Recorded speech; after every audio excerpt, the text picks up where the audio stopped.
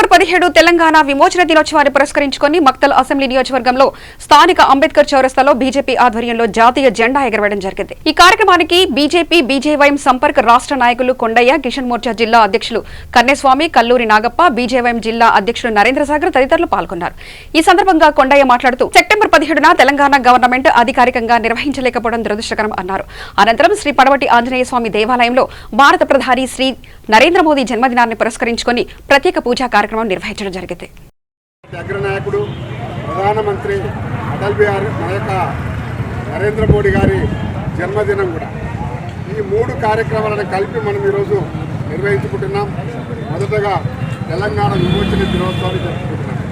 సోదరులారా, మీరు ఎక్కువసేపు మాట్లాడదు, ఎందుకంటే ఇదివరకు మాట్లాడిన నాయకులు మాట్లాడారు। ఇక్కడ ఉన్న వాళ్ళందరికీ కూడా ఈ కార్యక్రమంలో పాల్గొన్న వాళ్ళందరికీ కూడా పేరు పేరున నేను అభినందనలు, ధన్యవాదాలు తెలియజేస్తూ సోదరులు ఒకే విషయం పూర్తిగా అడుగుతున్నాను। జూన్ 2వ తారీఖు రోజు మనం జాతీయ జెండా ఎగరేస్తాం। భారతదేశంలో ఏ రాష్ట్రానికి లేని ఘనత కేవలం మన తెలంగాణకే ఉంది। సంవత్సరంలో 4 సార్లు జాతీయ జెండాను ఎగరేస్తాం। మరి జూన్ 2వ తారీఖును మనం ఒకసారి ఆలోచన చేసినట్లయితే ఇక్కడే ఉంది ఆంధ్రప్రదేశ్ అనే రాష్ట్రము। గతంలో ఆంధ్ర అనే రాష్ట్రము, హైదరాబాద్ రాష్ట్రం రెండు కలిస్తే ఆంధ్రప్రదేశ్ అని। ఆంధ్రప్రదేశ్ అయిన తర్వాత ఆంధ్ర నుంచి ఎక్కువ మంది ముఖ్యమంత్రులు అయ్యారు। వాళ్ళంతా కూడా తెలంగాణ సంపదనంతా నీళ్లు కానీ, నిధులు కానీ, ఉద్యోగాలు కానీ, లేదా అభివృద్ధిని కానీ ఆంధ్రకు తరలించారు। మనల్ని వెనక వేశారని చెప్పి ఆందోళన స్టార్ట్ అయింది।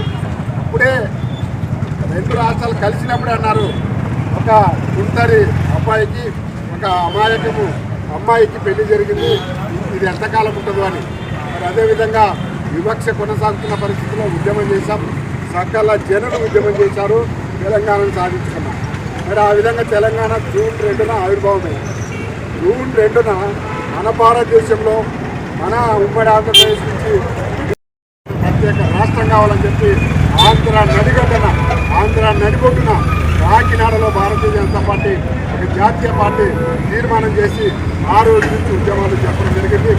ఒక్క ఓటు 2 రాష్ట్రాలు, తెలంగాణ ప్రజలంతా కూడా భారతీయ జనతా పార్టీ చేస్తే 2 రాష్ట్రాలు చేస్తామని చెప్పి మాట ఇవ్వడం జరిగింది। ఆ విధంగా మాట ఇచ్చిన పరిస్థితుల్లో ప్రజలు